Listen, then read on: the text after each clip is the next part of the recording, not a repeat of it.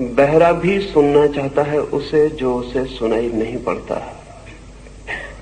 सारी इंद्रियां भी खो जाएं तो भी मन के भीतर छिपी हुई वृत्तियों का कोई विनाश नहीं होता है। तो पहली बात तो आपसे ये कहना चाहूंगा कि स्मरण रखें, धृतराष्ट्र अंधे हैं, लेकिन युद्ध के मैदान पर क्या हो रहा है, मीलों दूर बैठे उनका मन उसके लिए उत्सुक, जानने को पीड़ित, जानने को आतुर है। दूसरी बात ये भी स्मरण रखें कि अंधे धृतराष्ट्र के 100 पुत्र हैं, लेकिन अंधे व्यक्तित्व की संतति आंख वाली नहीं हो सकती है, भला ऊपर से आंखें दिखाई पड़ती हों। अंधे व्यक्ति से जो जन्म पाता है, और शायद अंधे व्यक्तियों से ही लोग जन्म पाते हैं, तो भला ऊपर की आंख हो, भीतर की आंख पानी कठिन है, ये दूसरी बात भी समझ लेनी जरूरी है। धृतराष्ट्र से जन्मे हुए 100 पुत्र सब तरह से अंधा व्यवहार कर रहे थे। आंखें उनके पास थीं, लेकिन भीतर की आंख नहीं थी। अंधे से अंधापन ही पैदा हो सकता है। फिर भी ये पिता क्या हुआ ये जानने को उत्सुक है। तीसरी बात ये भी ध्यान रख लेनी जरूरी है कि धृतराष्ट्र कहते हैं धर्म के उस कुरुक्षेत्र में युद्ध के लिए इकट्ठे हुए। जिस दिन धर्म के क्षेत्र में युद्ध के लिए इकट्ठा होना पड़े, उस दिन धर्म क्षेत्र बचता नहीं है। और जिस दिन धर्म के क्षेत्र में भी लड़ना पड़े, उस दिन धर्म के भी बचने की संभावना समाप्त हो जाती। रहा होगा वो धर्म क्षेत्र, था नहीं। रहा होगा कभी, पर आज तो वहां एक दूसरे को काटने को आतुर सब लोग इकट्ठे हुए थे। ये प्रारंभ भी अद्भुत है। ये इसलिए भी अद्भुत है कि अधर्म क्षेत्रों में क्या होता होगा उसका हिसाब लगाना मुश्किल है। धर्म क्षेत्र में क्या होता है वो धृतराष्ट्र संजय से पूछते हैं कि वहां युद्ध के लिए आतुर मेरे पुत्र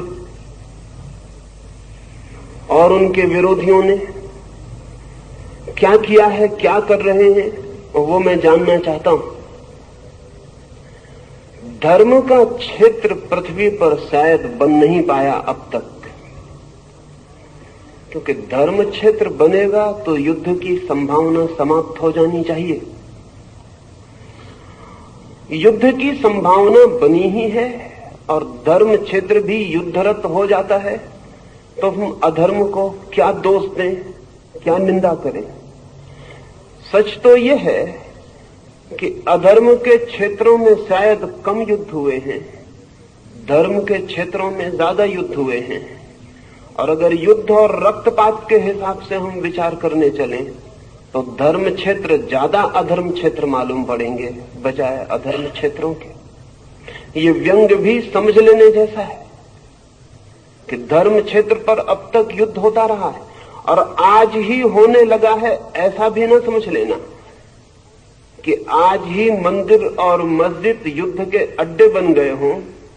हजारों साल पहले जब हम कहें कि बहुत भले लोग थे पृथ्वी पर और कृष्ण जैसा अद्भुत आदमी मौजूद था, तब भी कुरुक्षेत्र के धर्म क्षेत्र पर लोग लड़ने को ही इकट्ठा हुए थे।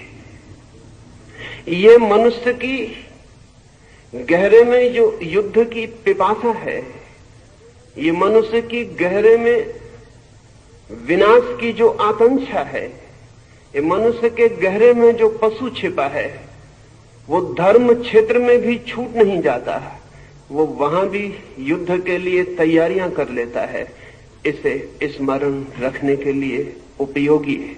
और ये भी कि जब धर्म की आड़ मिल जाए लड़ने को, तो लड़ना और भी खतरनाक हो जाता है, क्योंकि तब जस्टिफिकेशन, तब न्याय युक्त भी मालूम होने लगता है। तो ये अंधे धृतराष्ट्र ने जो जिज्ञासा की है, उससे ये धर्म ग्रंथ शुरू होता है। सभी धर्म ग्रंथ अंधे आदमी की जिज्ञासा से शुरू होते हैं। जिस दिन दुनिया में अंधे आदमी न होंगे, उस दिन धर्म ग्रंथ की कोई जरूरत भी नहीं रह जाती। वो अंधा ही जिज्ञासा कर रहा है।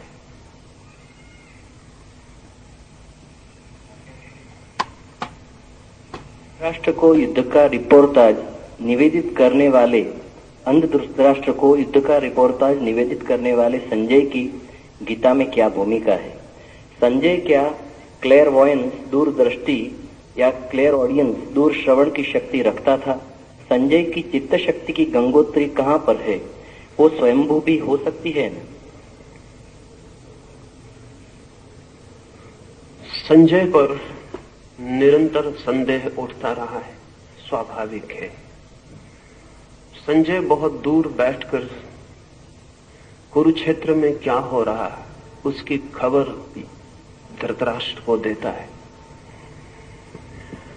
योग निरंतर से मानता रहा है कि जो आंखें हमें दिखाई पड़ती हैं वे ही आंखें नहीं, और भी आंख है मनुष्य के पास जो समय और क्षेत्र की सीमाओं को लांघ कर देख सकती है।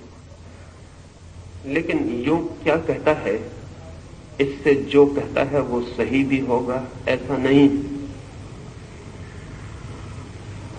संदेह होता है मन को, इतने दूर संजय कैसे देख पाता है? क्या वो सर्वज्ञ है? नहीं। पहली तो बात यह कि दूरदृष्टि,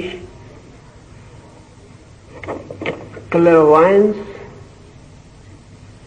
कोई बहुत बड़ी शक्ति नहीं है। सर्वज्ञ से उसका कोई संबंध नहीं है। बड़ी छोटी शक्ति है, और कोई भी व्यक्ति चाहे तो थोड़े ही श्रम से विकसित कर सकता है। और कभी तो ऐसा भी होता है कि प्रकृति की किसी भूल चूक से वो शक्ति किसी व्यक्ति को सहज भी विकसित हो जाती। एक व्यक्ति है अमेरिका में अभी मौजूद, नाम है टेड सीरियो।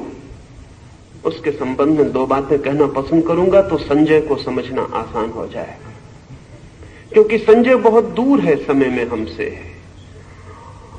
और न मालूम किस दुर्भाग्य के क्षण में हमने अपने समस्त पुराने ग्रंथों को कपोल कल्पना समझना शुरू कर दिया है। इसलिए संजय को छोड़ें।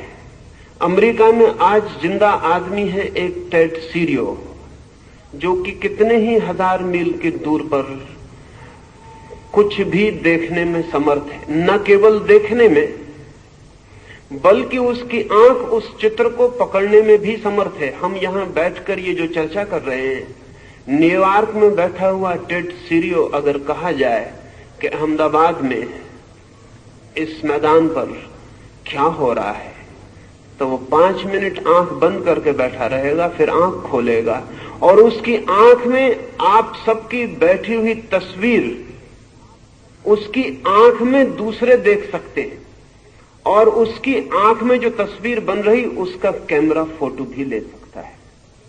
हजारों फोटोएं लिए गए हैं, हजारों चित्र लिए गए हैं, और टेड सीरियो की आंख कितनी ही दूरी पर किसी भी तरह के चित्र को पकड़ने में समर्थ है। न केवल देखने में बल्कि चित्र को पकड़ने में भी।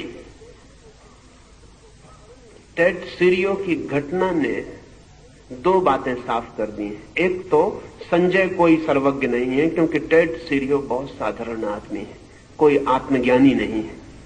टेड सीरियो को आत्मा का कोई भी पता नहीं है।